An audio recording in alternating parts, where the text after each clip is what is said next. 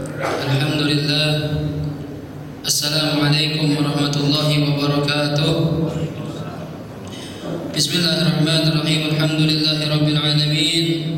Wassalatu wassalamu ala asyrafil anbiya wal mursalin sayyidina Muhammadin wa ala alihi wa sahbihi ajma'in. Subhanaka la ilma lana illa ma 'allamtana innaka antal alimul hakim. Wa qala rabbi ishrah li sadri wa yassir li amri wahlul 'uqdatam min lisani yafqahu qawli. Amma ba'du.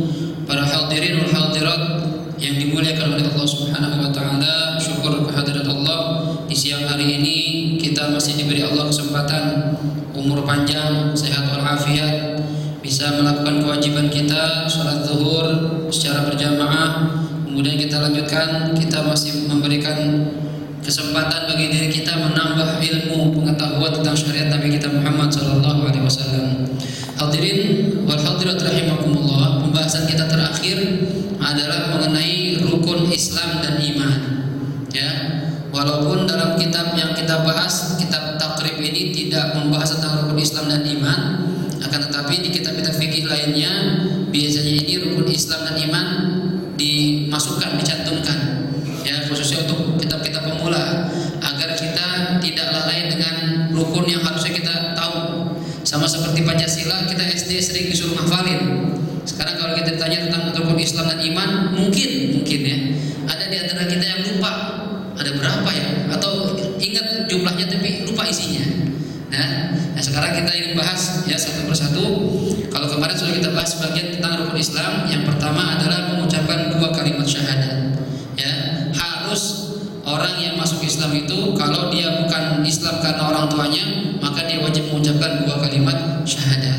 Nah, orang apapun itu, agama apapun dia, kalau ingin masuk agama Islam, dengan syarat pertama harus mengucapkan 2 kalimat syahadat dengan syarat-syarat yang sudah kemarin kita sebutkan. Di antaranya orang yang sudah baligh, ya, kemudian dia berakal sehat, kemudian tanpa dipaksa. Ya, kalau orang masuk Islam dipaksa nggak sah. Ya, dan nanti ada syarat-syarat dikatakan orang dipaksa. Kalau seandainya dia masuk Islam, membaca 2 kalimat syahadat, kemudian tiba-tiba dia tidak sholat, ketika ingin dihukum alasannya saya masuk Islam dipaksa, ya, bukan saya pengen masuk Islam waktu itu, ya. Apakah bisa kita benarkan orang ini harus memenuhi syarat? Di antara syarat-syarat orang dikatakan dipaksa, yang memaksa ini lebih kuat dibandingkan dengan yang dipaksa.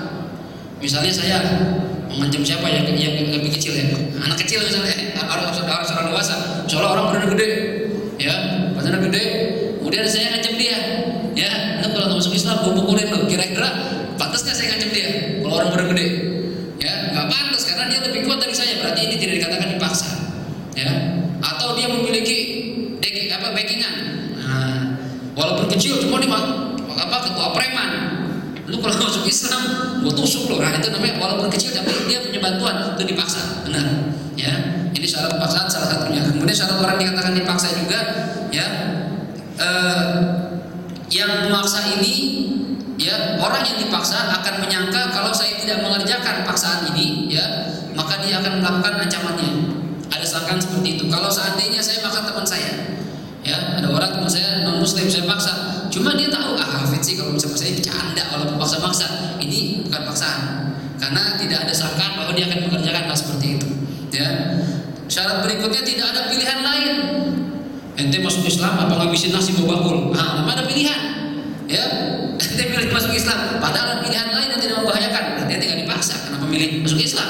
Ya, kenapa nggak milih makan nasi 2 bakul? Itu namanya ada pilihan lain. Tidak ada kesempatan untuk melarikan diri. Kalau dipaksa tapi bisa melarikan diri, misalnya, ini juga bukan dipaksa. Lo kalau mau nggak masuk Islam, gua pukulin lo. Padahal tempat luas, tinggal kabur aja, nggak mau kabur, namanya nggak dipaksa. Ya, atau banyak orang lain, dia biar teman-temannya non muslim, tolong, bisa kan minta tolong, dia nggak minta tolong, dan namanya nggak dipaksa. Jadi orang dikatakan dipaksa itu harus memenuhi syarat. Sama seperti yang tiba puasa, karena sebentar lagi kita Ramadan nih. Ya, orang boleh makan tanpa batal kalau makanan dipaksa. Nah, ntar ada syarat-syaratnya tuh. Termasuk itu syarat-syaratnya. Kalau dipaksanya, ya, dipaksa tanpa ada kejelasan, yang maksa saya bos saya, kalau nggak mau makan saya dipecat, bukan paksaan itu namanya. Ya, takut banget, takut sama bos, benar sama Allah Subhanahu Wa Taala. Ya, nanti ada syarat-syarat paksaan khusus di bab puasa, di bab sholat, hampir sama syarat-syarat seperti itu. Kemudian ketika mengucapkan dua kalimat syahadat harus berurutan. Ya, asyhadu an la ilaha illallah dulu, baru asyhadu anna Muhammadur Rasulullah. Kalau dibalik belum sah masuk Islamnya. Ustaz, saya mengakui Nabi Muhammad dulu, Allah belakangan. Ya nggak bisa, harus Nabi Allah dulu sebagai Tuhan, Nabi Muhammad sebagai utusan. Dan syaratnya juga harus mualah, sambung menyambung. Ya, antara kalimat asyhadu an la ilaha illallah ini harus nyambung dengan asyhadu anna Muhammadur Rasulullah. Enggak boleh dipisah dengan pemisah yang lama. Saat saya hari ini yakin sama Allah, Allah itu Tuhan saya. Ya, Nabi Muhammad, entar saya pikir-pikir dulu, besok saya pikirin dulu ya. Semalaman saya kasih waktu nih. Ya, besok saya datang lagi saya baca wa asyhadu anna Muhammadur Rasulullah, belum sah. Kalau begitu ente besok aja sekalian. Kalau masih belum yakin, ya, dua-duanya harus bareng, tidak boleh dipisah-pisah. Ini syarat mengucapkan dua kalimat syahadat. Ya, jadi kalau seandainya kita syarat pertama kan balik akil. Kalau seandainya ada anak-anak kecil orang non-muslim kita ajar, baca syahadat, dia ikut, belum masuk Islam karena belum balik dan akalnya belum sehat, gitu ya. Kemudian rukun yang kedua mengerjakan sholat. Nah ini akan masuk dalam bahasa fikih nanti. Ya, bagaimana caranya sholat?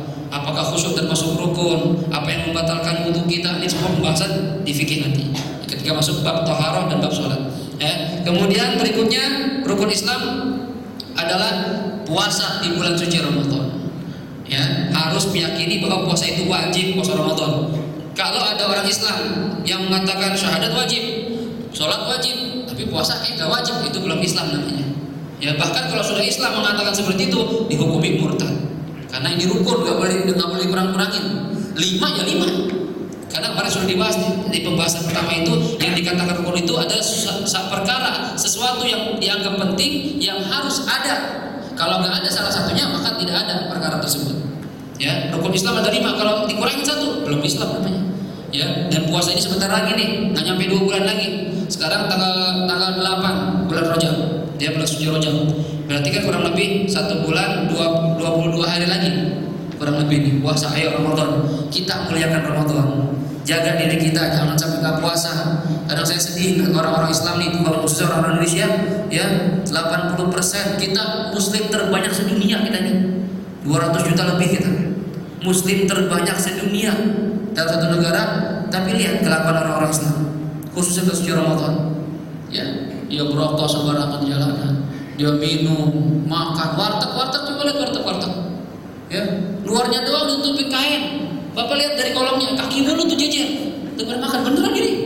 Tanya yang punya orang Islam, yang makan orang Islam.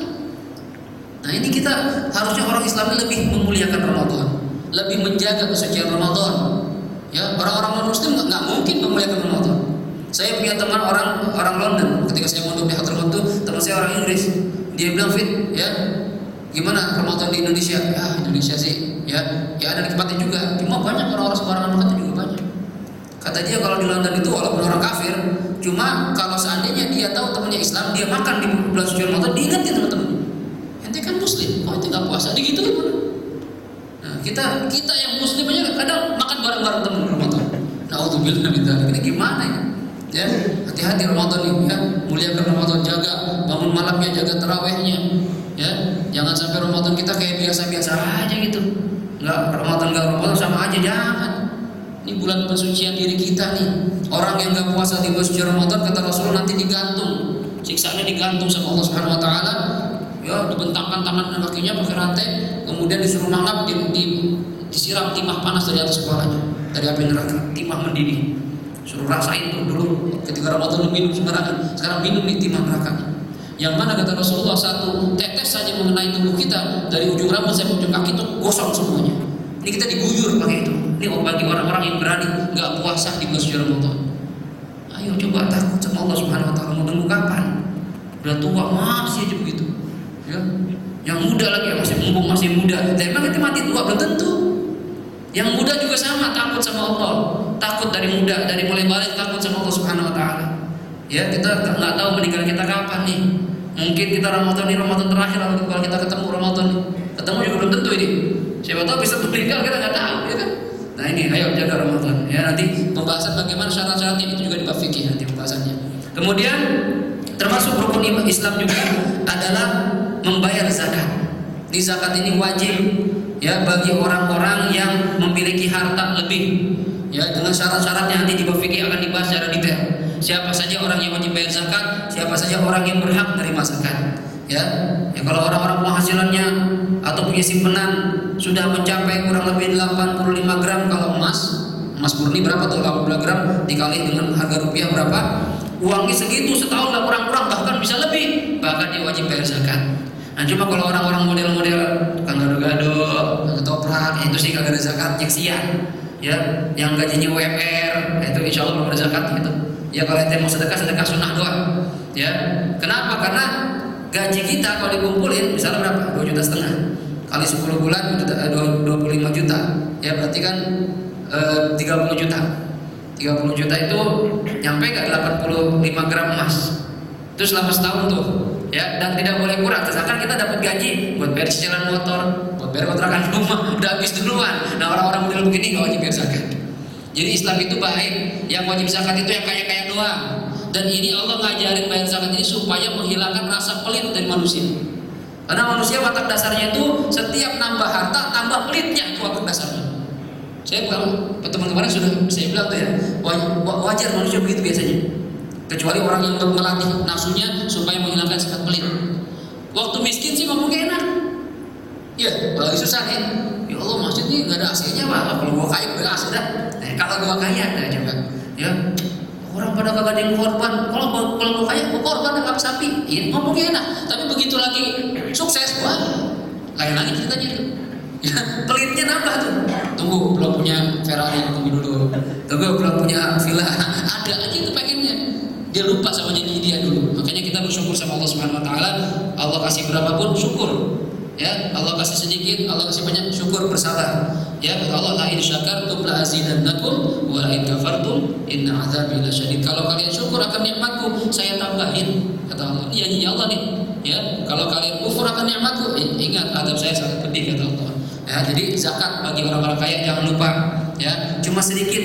Zakat harta itu cuma 2,5% saja. Ente punya uang 1 miliar, ya berarti cuma bayar 25 juta. 1 miliar nih, 1 miliar kan 1.000 juta. Bagi 10, 100 juta. Bagi 4, 25 juta doang dari 1 M. Kita kan kayak punya 1 M masih belum kepikiran kita nih. Ya, itu masih sedikit zakat kita. Ya bagi kita orang-orang yang belum wajib zakat, ya jangan lupa sedekah. Kalau ada sedekah ya bisa sedekah.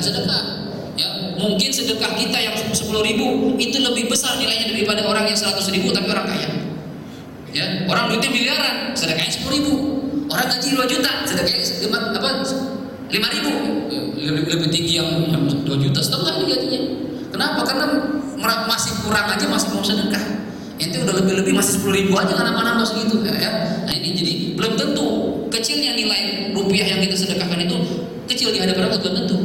Tapi keikhlasan yang kita miliki, ya kemauan yang kita punya Allah tahu semua itu. Ya ini orang cuma punya duit 100.000 masih sedekah 10.000, berarti 10%. Duit 1 M sedekah 10.000 juga ada berdit temannya. Ya jadi ayo zakat. Kalau bagi orang-orang kaya zakat, ya karena itu akan menjaga harta kalian dari kerusakan, dari kebinasaan. Jangan sampai ente ngelarang zakat, nggak mau bayar zakat, Allah akan hancurkan harta kalian wahai orang-orang kaya. Ya, dulu di zaman Sayyidina Abdul Aziz, ya Umar bin Abdul Aziz, khalifah, ya dari dinasti Bani Umayyah, beliau ini saking adilnya, ya orang pada bayar zakat, pada mau bayar zakat, sampai bingung zakatnya mau dikasih kemana. Jadi ketika mau dikasih ke orang, maaf saya udah cukup, coba saya aja bayar zakat, ini saya juga bayar zakat, begitu tuh. Pernah ngalamin begitu tuh, ya kondisi pemerintahan orang nggak semua bayar zakat, nggak ada yang mau nerima zakat. Nanti kata Rasulullah di akhir zaman juga begitu. Sekarang mumpung belum akhir zaman, sedekah ada, masih banyak yang menerima. Ntar di akhir zaman orang udah pada cukup semua. Mau sedekah sama siapa? Gue juga punya duit, enak aja lu. Ya sedekah sama gua, nah itu sampai begitu tuh. Nah ya, jadi sekarang bayar zakat bagi orang-orang kaya, jangan pelit. Ya, itu di situ ada hak orang fakir, ada hak orang miskin, ada hak janda-janda di situ. Dikeluarin hartanya sebagian. Kemudian yang terakhir rukun 5 adalah pergi haji. Ini pun juga bagi orang yang mampu. Yang belum mampu wajib haji. Tapi yang nggak mampu jangan kecil hati. Banyak orang susah bisa pergi haji, percaya? Di Sawangan ada tangga orang tua saya itu supir. Nggak kebayang bisa pergi haji. Ya, duit dari mana pergi haji? 40 juta sekian. Kalau dulu zaman saya haji 98 masih 7 juta 8 juta. Sekarang hampir 40 juta 30 juta sekian.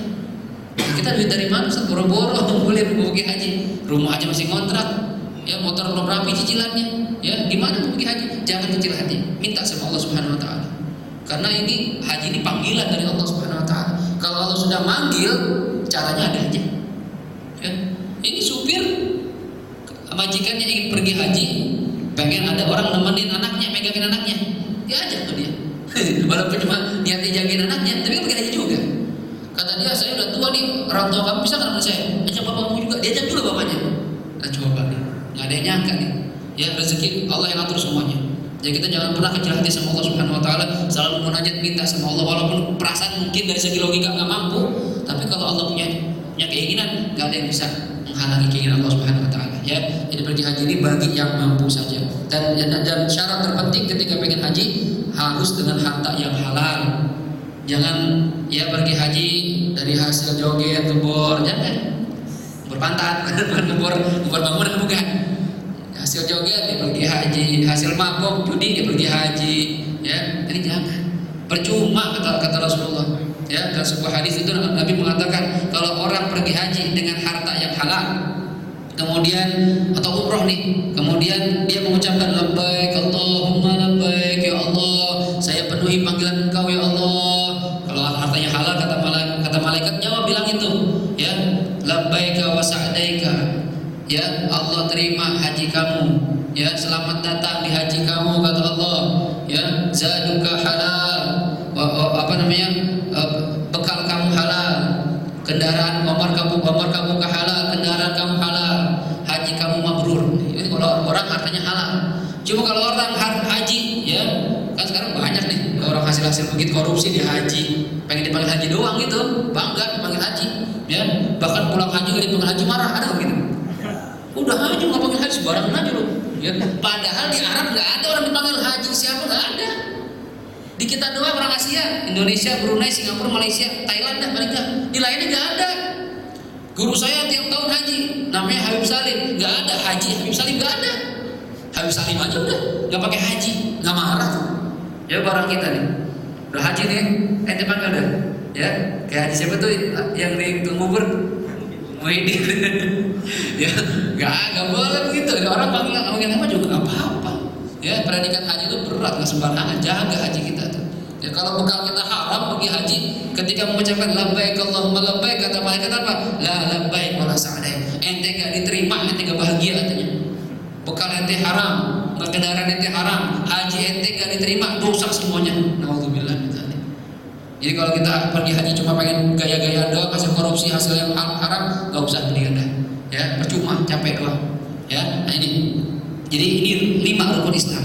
Ya, kita harus meyakini ini semua wajib, syahadat, kemudian sholat, puasa, zakat, haji ini rukun, tidak boleh kurang keyakinan kita. Kalau ada orang Islam mengatakan rukun Islam cuma 4, menurut para ulama hukumnya murtad.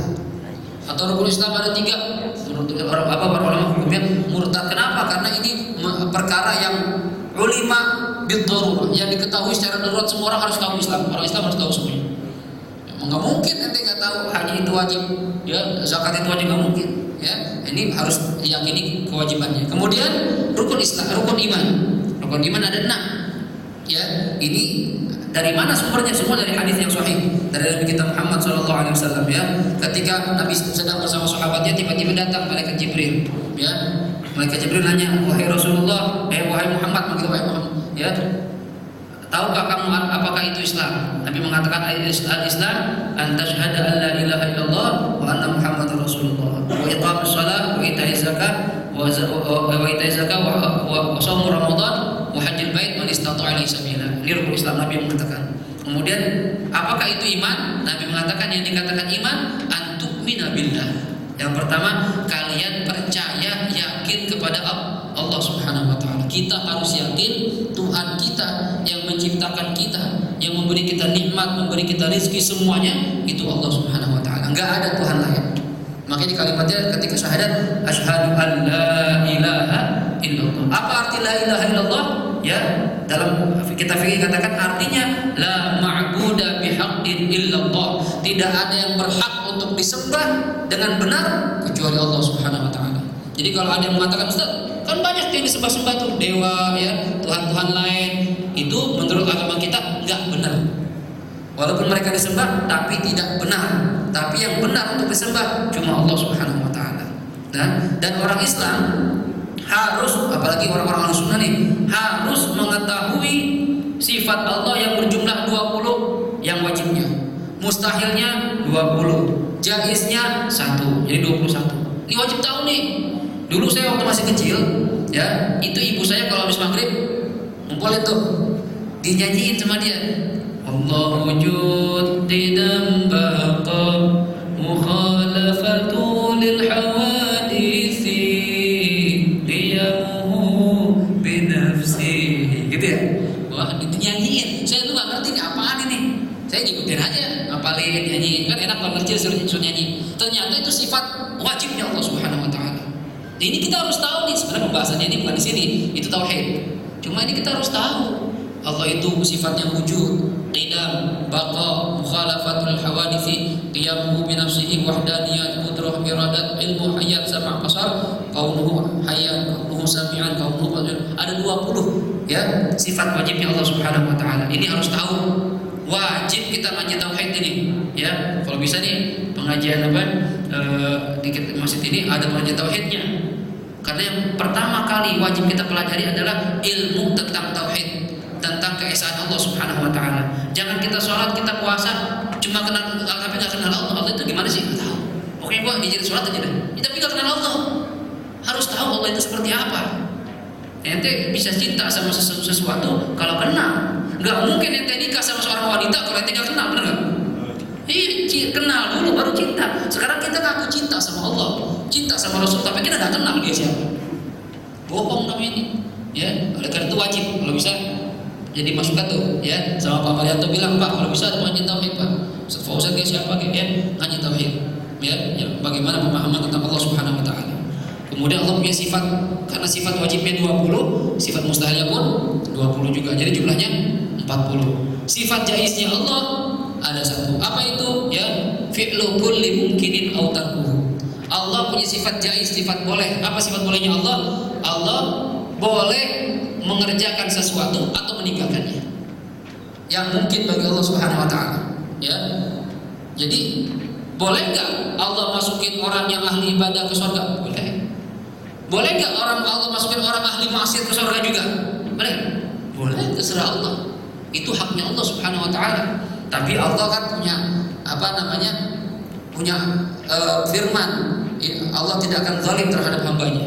Ya, orang yang berbuat kebaikan Allah balas baik, orang yang berbuat kejahatan maksiat Allah balas neraka. Itu ada balasannya oleh Allah Subhanahu wa taala. Cuma pada intinya Allah bebas melakukan apa saja karena memang kita semua ini punya Allah. Contoh begini, pernah ada orang bertanya, Ustaz, kalau seandainya Allah itu ya adil, ya, kenapa agak dibikin semua orang beriman, ya, supaya semua masuk surga, ya kan? Tapi kan buktinya enggak. Allah bikin manusia itu ada yang Muslim, ada yang non Muslim, ada yang ateis, ya kan? Enggak percaya sama Tuhan. Kenapa enggak dibikin sama aja? Biar adil gitu. Ya, neraka kan kosong jadinya, ya. Kan bisa kan? Bisa, sebenarnya bisa. Ya, bisa nggak Allah gitu? Bisa, ya. Akhirnya dijawab apa sama seorang kiai yang tanya. Sekarang begini, anak masih jawab dulu kata kiainya. Ente kalau melihat seseorang punya 2 ekor kambing atau ayam, ya, yang satu ketika Idul Adha kambing dipotong sama dia, yang satu nggak dipotong. Terus ada tetangga yang ngomong sama dia, ente nggak adil ente. Kenapa nggak adil? Kenapa satu dipotong satu enggak? Kira-kira kalau ada tetangga nanya begini, pas nggak pertanyaannya? Kira-kira jawabannya apa? Anda punya kambing nih, satu ada potong, satu ada biarin, nanti ngomong mana? Ustaz, nanti nggak ada nanti. Kenapa? Kenapa satu dipotong, satu enggak? Kenapa kedua-duanya aja dipotong? Kira-kira jawabannya gimana? Terserah gua, kambing gua, yang potong gua, apa hubungan sama lu? Benar kan? Yang punya Allah pun juga begitu. Kita ini punya siapa? Punya Allah, terserah Allah. Makanya kita bersyukur sama Allah Subhanahu wa taala dijadikan orang beriman semua. Itu bersyukur banget dah. Nikmat terbesar iman dan Islam, enggak semua Allah kasih. Kalau dunia semua orang-orang muslim mungkin Allah kasih banyak, lebih banyak dari kita. Makanya katakan dunia sijnul mukmin, dunia itu penjara bagi orang beriman. Apa-apa enggak boleh. Bos kita Cina-Cina semua, orang-orang kafir semua. Sipit-sipit semua, bule-bule. Kita jadi bawahan, ya. Dunia Allah kasih siapa aja. Orang beriman dan beriman Allah kasih dunia. Tapi kalau iman cuma untuk orang-orang yang Allah cintai saja. Kita termasuk orang-orang yang Allah cintai. Kita bersyukur sama Allah. Jaga iman kita, ya. Jaga iman kita, jaga Islam kita. Jangan gara-gara rupiah kita tukar. Jangan gara-gara cewek cakep kita keluar agama kita. Ada nggak yang begitu? Banyak Pak. Ya, baru-baru ini artis lihat gara-gara cowoknya non muslim keluar agama. Ya Allah. Ya, alhamdulillah. Menjadi apa nih kita? Ya, ayo jaga iman kita, jaga Islam kita. Ini barang mahal, nikmat Allah terbesar buat kita. Dijadikan orang yang beriman pada Allah Subhanahu wa taala. Oleh karena itu jangan sampai tergoyahkan iman kita ini. Ya, percaya sama Allah, semua itu sudah Allah atur. Kita rezeki kita, ya jangan pernah ngiri sama orang. Sama teman ngiri, akhirnya punya saudara sukses, disantet. Oh, abang kayak banget ya. Malu gua nih. Ada orang begini, Bang. Dan saya pernah, ya ada teman saya ngalamin begitu. Bukan karena masalah harta, bapaknya jadi kiai sukses. Ada saudaranya nggak senang, disantet bapaknya. Padahal cuma gara-gara jadi kiai doang. Yang ini nggak rame, yang undangannya dia rame. Masya Allah. Makanya pantas kalau bilang, ya Ustadz musuhnya Ustadz, pedagang musuhnya pedagang.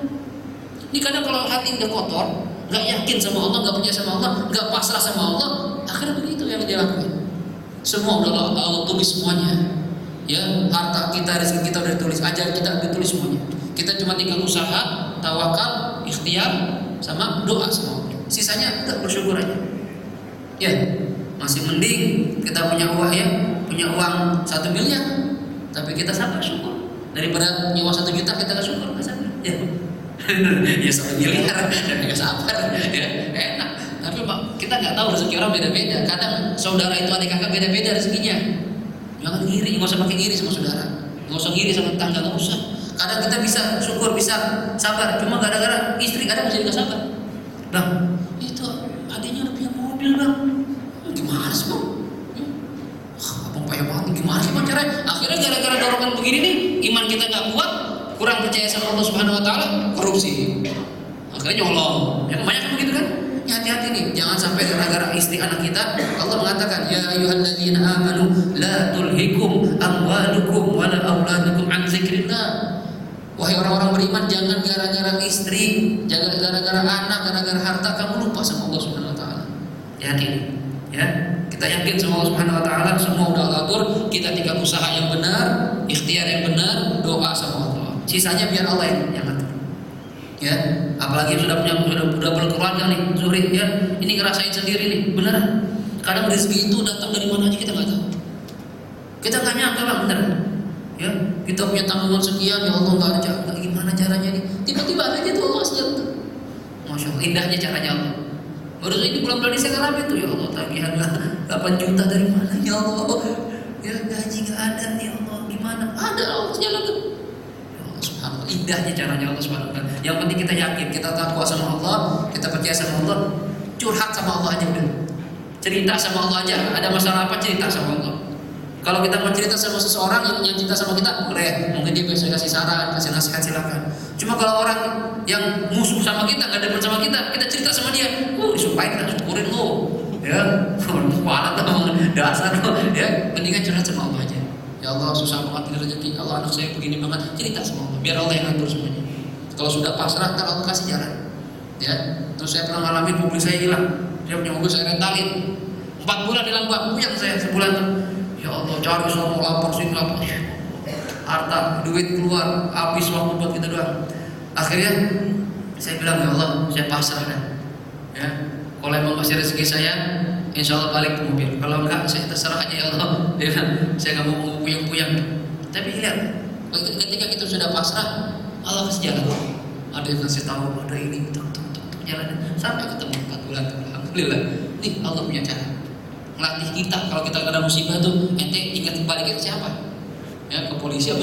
Usaha boleh usaha, cuma jangan lupa sama yang di atas. Ya, jangan lupa semua sudah Allah tentuin semuanya. Ya, ini percaya sama Allah Subhanahu wa taala yang pertama. Ya, kemudian antu'mina billah wa malaikatihi. Termasuk rukun iman itu adalah percaya kepada malaikat-malaikatnya Allah. Malaikat Allah itu banyak banget, ya. Bahkan jumlahnya kita nggak tahu berapa. Lebih banyak dari manusia bahkan, ya. Tapi di antara sekian banyak malaikat itu nggak semua kita wajib tahu satu persatu. Nah, bingung mau satu, ya. Ngapalinnya susah. Tapi minimal apal yang 10. Ru'asaul malaikat, pemimpin malaikat ini wajib apal, ya. Ini akidah kita. Yang pertama Jibril. Insya Allah apal ya, 10 apal ya. Apal ya? Orang ahli daya sih insya Allah, ya. Insya Allah lupa. Ya, Jibril harus apal nih. Ini wajib kita kenal. Mikail, ya. Israfil, Izrail, Munkar, Nakir, Raqibun, Atid. Kemudian Malik, Ridwan. Ini 10 pemimpin malaikat yang wajib kita hafal. Ya, ini akan dibahas nih. Siapa itu malaikat? Dikatakan di sini, malaikat itu laisu rijalan wala nisan wala khunasa. Malaikat itu bukan laki-laki jenis kelaminnya, bukan perempuan apalagi bencong. Ya, laki bukan perempuan, bencong dong, bencong juga bukan.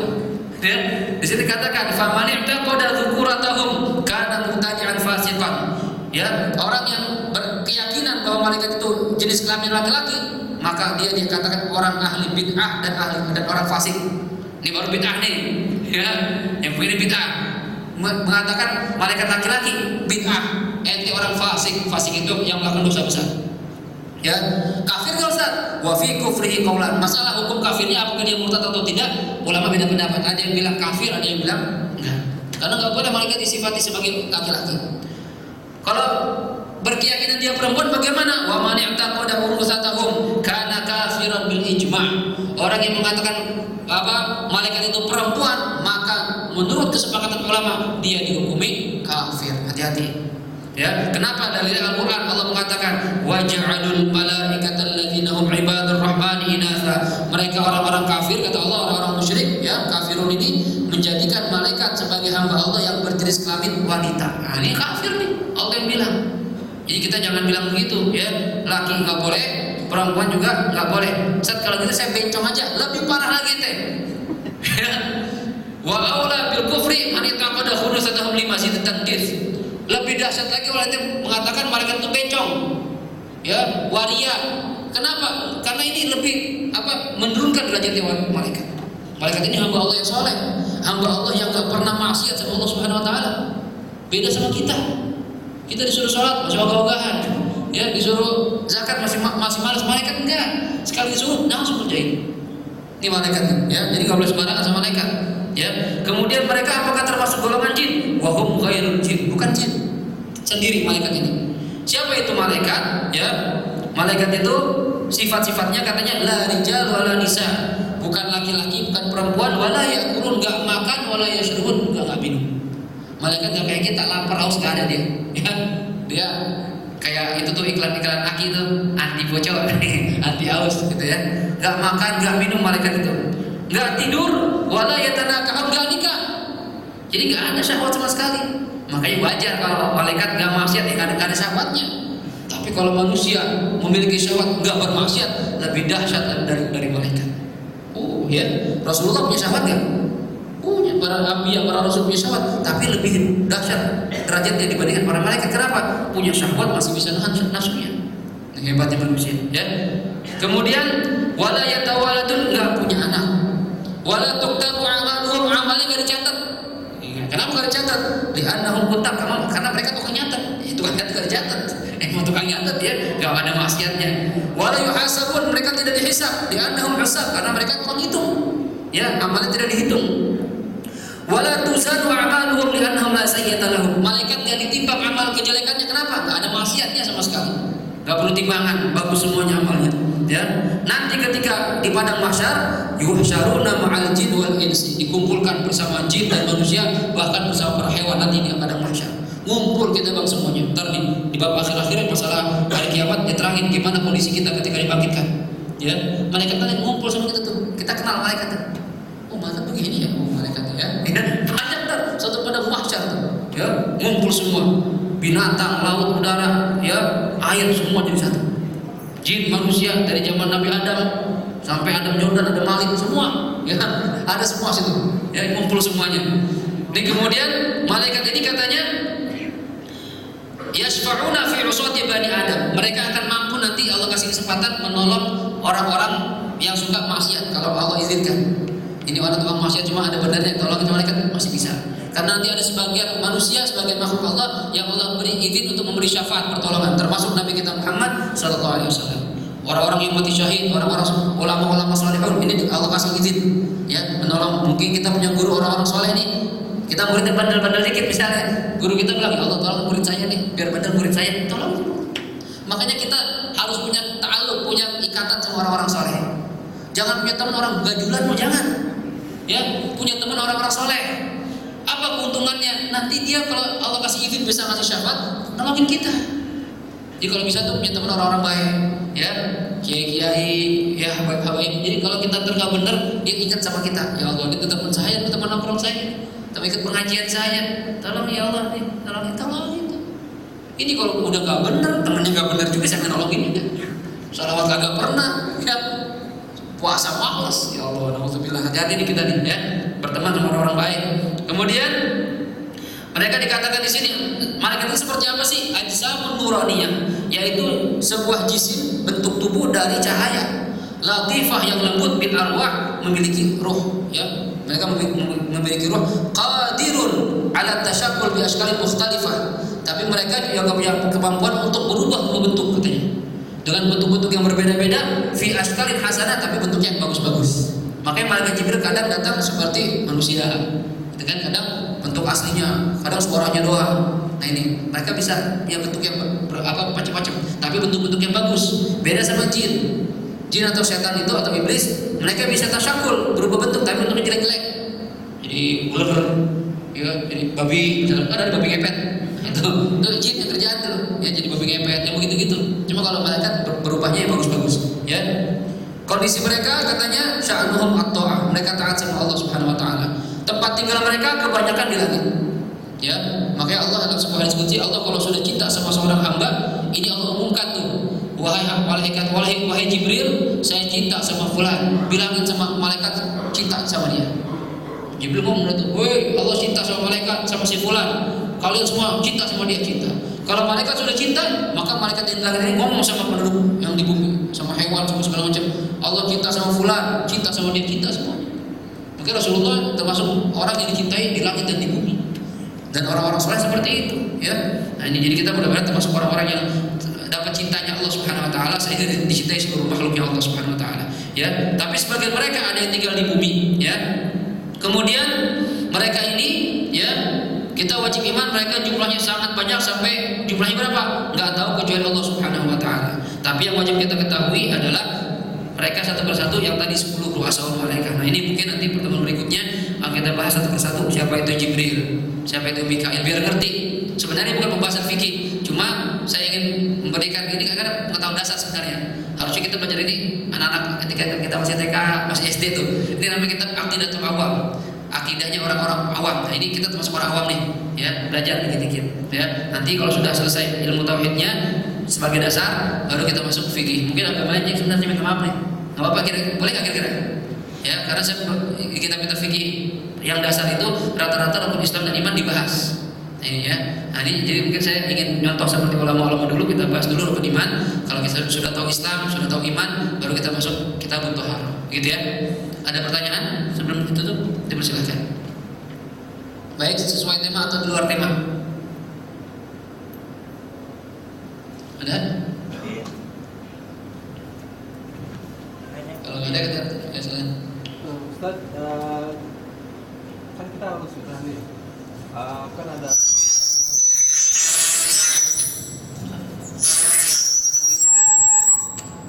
agak geser karena itu.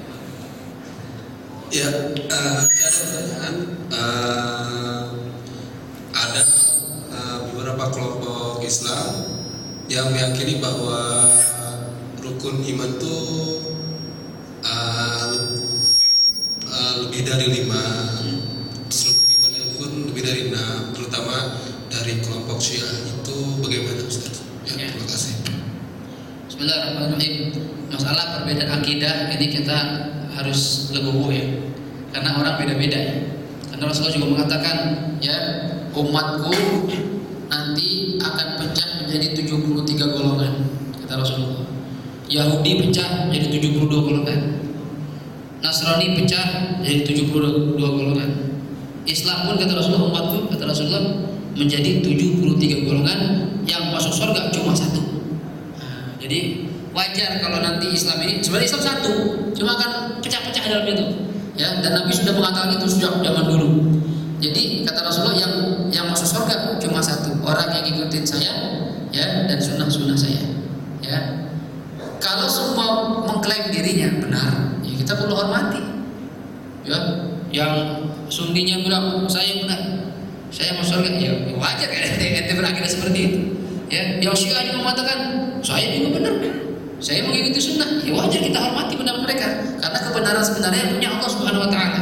Ya, tapi kita ulama-ulama kita, ulama salaf ahlu sunnah wal jamaah memiliki satu koridor bagaimana rukun Islam itu, rukun iman itu. Ya, kalau kita ada satu orang yang berkeyakinan ahlu sunnah wal jamaah, akan tapi keluar dari koridor itu, kayak tadi tuh orang mengatakan rukun Islam bukan 5, 3, sedangkan ulama-ulama dari zaman dulu mengatakan 5, berarti murtad menurut ulama-ulama kita. Kalau mereka bilang enggak, ulama itu terserah ente, itu akidah ente, tapi bagi anak ente bukan Islam. Sama seperti Ahmadiyah, mohon maaf, mereka meyakini ada nabi baru, ya ada nabi baru setelah Nabi Muhammad, padahal akidah kita orang Islam sedunia mengatakan nabi terakhir adalah Nabi kita Muhammad SAW. Kalau ente meyakini ada nabi baru, ente makan Islam, terserah ente, tapi jangan pakai nama Islam. Ya, karena seluruh ulama ini sudah sepakat Nabi cuma Nabi terakhir Nabi Muhammad. Ini, jadi jangan yang berbeda pendapat ini saling serang menyerang. Silakan ente dengan akidah masing-masing, dan kita nggak bisa memaksakan akidah seseorang, nggak bisa. Anak ngajarin begini, satu berpendapat beda, maksain anak supaya dia berubah seperti anak, nggak bisa, karena hati orang beda.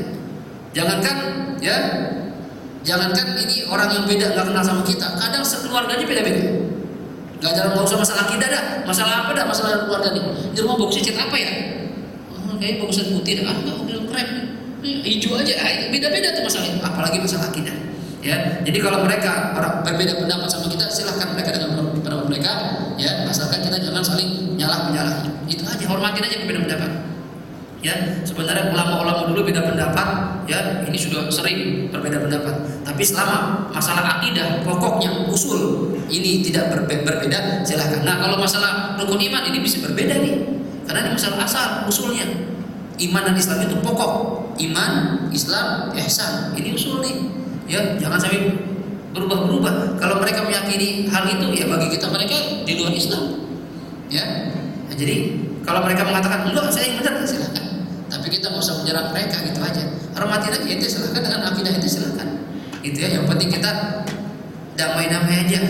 Kadang kita yang sering terjadi di masyarakat ini masalah furu, masalah yang mungkin kurang penting dalam segi syariat, ya yang sering terjadi berbeda pendapat antara para ulama. Ini sering nih masalah begini, ya masalah begini berantem, nggak usah. Ya, cuma kalau udah masalah usul, nah kita harus tegas, ini bukan Islam, ini Islam. Seperti tadi Nabi Muhammad, ada nabi lain baru, ini bukan Islam nih. Nanti jangan pakai nama Islam. Kalau mau bikin silakan, bikin agama baru nih, agama baru silakan. Agama misalnya agama gancit, boleh, terserah ente. Tapi jangan pakai agama Islam dengan nabi siapa, silakan ente. Ya, tapi jangan pakai nama Islam. Ini kan yang sering bikin kita kesel ini, dia ngaku Islam tapi ngaku jadi nabi, nah ini yang repot ini. Gitu ya. Jadi yang penting cara menyikapinya aja. Ya, kita dengan akidah kita, mereka dengan akidah mereka, silakan berjalan masing-masing. Ya, nanti ketentuan sebenarnya siapa yang benar di hadapan Allah Subhanahu Wa Taala. Gitu ya. Jelas kira-kira? Ada lagi mau nanya? Nggak ada? Oke, kalau nggak ada tutup ya. Ya, kita tutup dengan surat Al-Fatihah. Insyaallah pertemuan berikutnya kita lanjutkan pembahasan tentang malaikat, kitab-kitabnya Allah, Rasul, ya kemudian dengan hari kiamat. Baru kita bahas tentang fikih gitu ya. Kita tutup dengan suratul Fatihah, kita mohon pada Allah Subhanahu wa taala semoga ilmu yang kita dapat di siang hari ini bisa memberikan kita manfaat, memberikan kita motivasi agar lebih cinta pada Allah Subhanahu wa taala, lebih cinta dengan ilmu-ilmu dan syariat atau sunnah-sunnah Nabi Muhammad SAW, dan mudah-mudahan hadirnya kita di sini mendapat pahala yang berlipat ganda karena mencari ilmu itu pahala besar, dan ini bulan suci Rajab lagi. Mudah-mudahan kita diberikan pahala oleh Allah Subhanahu wa taala yang besar sehingga nanti bisa berkumpul dengan orang-orang soleh, dengan para nabi, para rasul di surganya Allah Subhanahu wa taala. Ala hadhihi niyyah wa likulli niyyatin salihah wa ila hadratin Nabi Muhammadin sallallahu alaihi wa alihi wasallam. Al-Fatihah. A'udzu billahi minasyaitonir rajim. Bismillahirrahmanirrahim. Alhamdulillahi rabbil alamin arrahmanir rahim maliki yaumiddin. Iyyaka na'budu wa iyyaka nasta'in. Ihdinas siratal mustaqim. Siratal ladzina an'amta 'alaihim ghairil maghdubi 'alaihim waladdallin. Amin. Astaghfirullahaladzim, astaghfirullahaladzim, astaghfirullahaladzim. Bismillahirrahmanirrahim. Alhamdulillahi rabbil alamin. Allahumma salli wa sallim wa barik ala sayyidina Muhammadin wa ala ali sayyidina Muhammad. Allahumma barik lana fi Rajab wa Sya'ban wa ballighna Ramadan. Allahumma ij'al jam'ana hadha jam'an marhuma wa tafarruqana min ba'dihi tafarruqan ma'suma wa la taj'alna wa la fina wa la ma'ana shaqiyan wa la mahruma bi rahmatika ya arhamar rahimin. Allahumma ij'alna minal ladzina yastami'una al-qawla fayattabi'una ahsana. Allahumma ahsin 'aqibatana fil umuri kulliha wa ajirna min khizyi dunya wa 'adzabil akhirah. Rabbana zalamna anfusana wa in lam taghfir lana wa tarhamna lanakunanna minal khasirin. Rabbana atina fid dunya hasanah wa fil akhirati hasanah wa qina 'adzaban nar. Sallallahu ala sayyidina Muhammadin wa ala alihi wa sahbihi wasallam. Alhamdulillahi rabbil alamin. Wal 'afwu minkum. Assalamualaikum warahmatullahi wabarakatuh.